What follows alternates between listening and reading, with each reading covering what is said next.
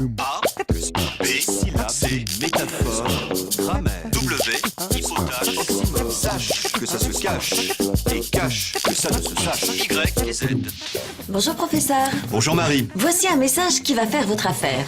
C'est Irma de Finlande qui vous l'envoie. Apparemment, elle enseigne le français à des élèves qui ont du mal à saisir la différence entre le mot anglais affaire et le mot français affaire.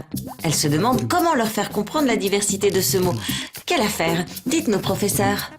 En effet, Marie, expliquer ce mot, c'est toute une affaire, car le sémantisme en est étonnamment vaste. Cela tient sans doute à l'étymologie, ce que l'on a à faire.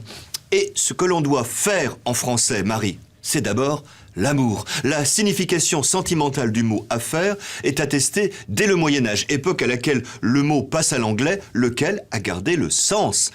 En anglais, an affair au singulier, c'est une liaison. Mais au risque de froisser l'orgueil francophone, je dirais que la valeur amoureuse du terme a pratiquement disparu, au profit d'une diversité d'emplois que l'on peut classer du plus général au plus particulier. Abstraitement, l'affaire, c'est ce qui occupe ou concerne quelqu'un. C'est son affaire, j'en fais mon affaire, c'est l'affaire d'une minute. Et avoir affaire à quelqu'un, c'est être en relation avec lui. Concrètement, une affaire désigne une action en cours. Elle peut être juridique, l'affaire Dreyfus, politique, une affaire d'État, les affaires étrangères, ou commerciale. Il dirige une grosse affaire. Depuis le XVIIIe siècle, affaire au pluriel désigne l'activité commerciale. Être dans les affaires, un dîner d'affaires.